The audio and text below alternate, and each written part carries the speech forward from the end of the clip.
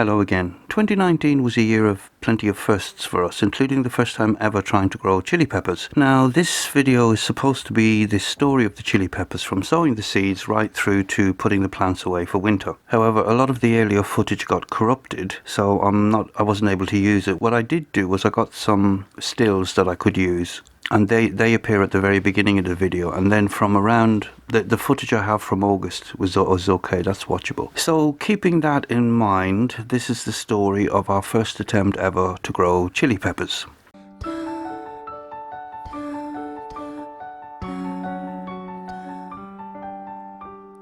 So 3rd of March, and I took the seeds, a paper towel and a lunchbox, dampened the paper towel, put the seeds on the paper towel, covered it all up, and then I put it on top of Zucchi's vivarium, which is a nice warm spot in the living room. About a week later, all of the seeds had germinated. So I took a matchstick, made a hole in a little pot of used compost and dropped the germinated seeds in, and very quickly they became leggy. I did some reading around chilies and watched some of your videos, and that's the point where I realised that chilies are a bit like peppers in that they produce roots all the way along their stems. So solving the leggy problem now wasn't such a big deal, because all I needed to do was make a deeper hole and drop the leggy seedlings into the hole to the level just below the first set of leaves, and that should solve that problem. However, in the process of doing it, I obviously damaged some of the seeds, or some of the root, because only 4 of the seedlings grew. Now, after, I have no video footage of the next bit, but I potted them on into 3-inch pots, and when they were about 4 to 5 inches tall and had quite a few leaves, which was around May time, I think, I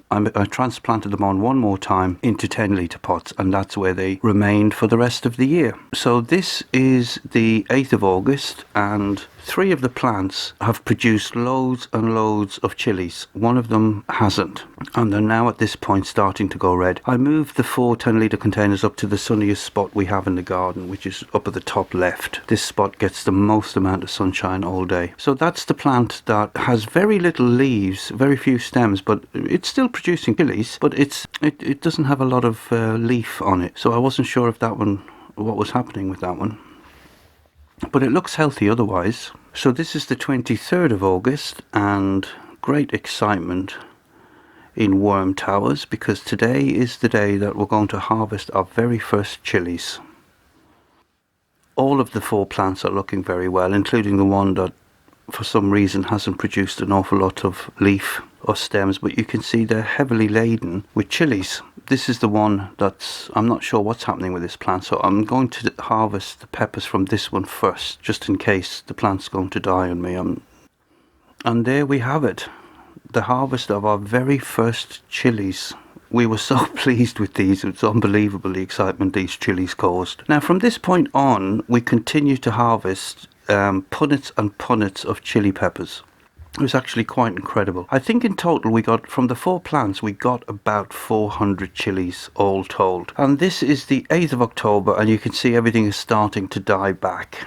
We're also getting a lot, the evenings are cooler now as well, and we're getting an awful lot of rain. And this is the point where I had the idea that I might try and overwinter these plants. So this is the 26th of October. Here's the 4 plants. I don't know if this is nutrient deficiency or if it's got some sort of disease, but there's lots of spots starting to appear on the leaves and they're going yellow. But I don't know if that's just a stage in their life cycle and it's all just dying back. There's still a few peppers turning red, but I don't think there's enough light or time now for the peppers that are on there to go red. So I'm going to overwinter now. So what I'm going to do is I'm going to transplant them out of the 10-litre pots into these 5-litre pots.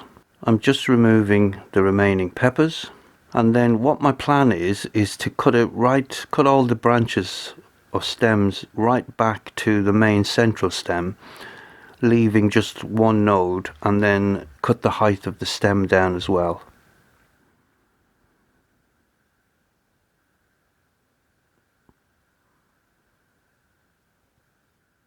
So I've cut these stems or branches right back as close as I could to the main stem.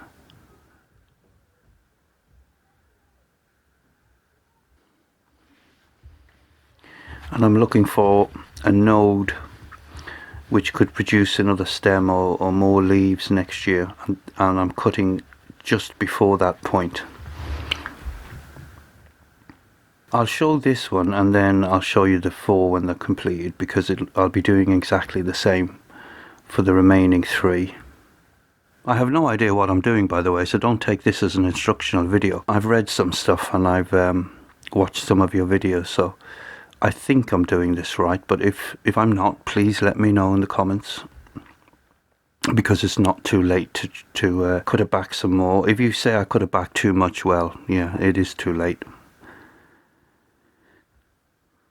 But that's it. I've reduced it in height by about half, and I've cut all the stems back in close to the main stem.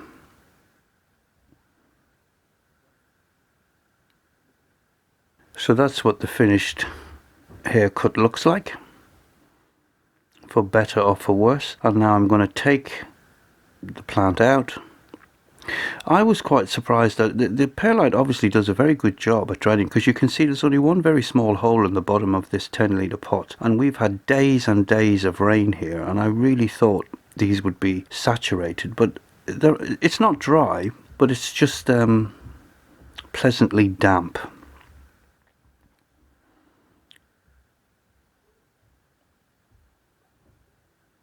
So the amount of perlite I mixed in with the final mix just before planting the seedlings out from the 3-inch pots obviously did a good job. So I'm just going to shake all of this compost mix off now to expose the root.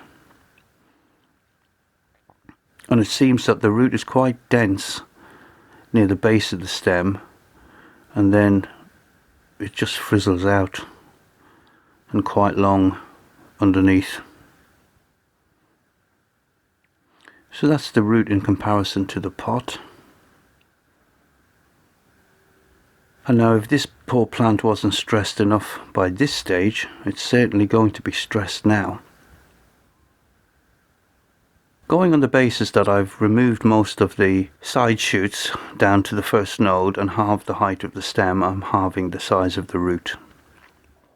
And this will also fit comfortably into the 5-litre pot. Now this mix is the remainder of the mix that you saw me mix up for the sweet pea, and into that I'm going to add the vermicompost that I harvested about 2 months ago from the worm tower. This was very wet when I harvested it, and I've just left it to dry out slowly in its own time, and you can see it's quite crumbly now. So I'm just going to mix a few handfuls of this in with the sweet pea compost that I mixed up.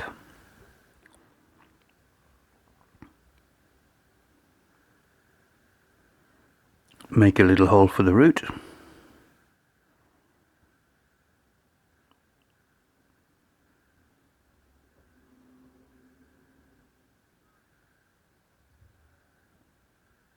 Drop it in and cover it up. I'm going to cover up just to below where the first side shoots appear.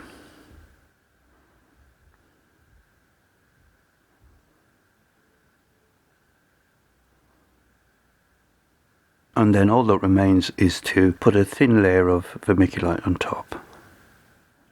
And I'm just going to do the same with the other 3. And that's them all finished, ready for their winter hibernation. So I'm going to put these into the little plastic greenhouse I have at the top of the garden, again in the sunniest spot that we have, and I'll keep an eye on them over the winter. We're going to have a very, very sharp frost, I'll either put some more insulation around this or I'll take them into the house for a little while. I've got a fleece to cover them as well if needed, but this spot gets the most light, so I reckon they have the best chance of survival there. And that's it. That really is the end of the chillies for 2019. As always, thanks for watching. Bye for now.